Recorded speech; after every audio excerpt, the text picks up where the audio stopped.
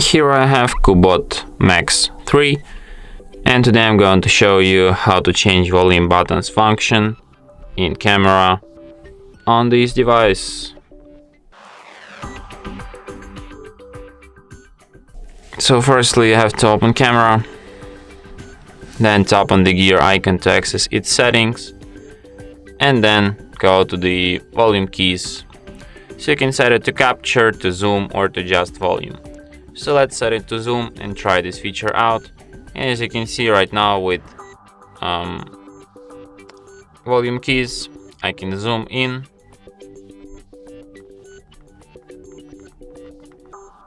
or zoom out.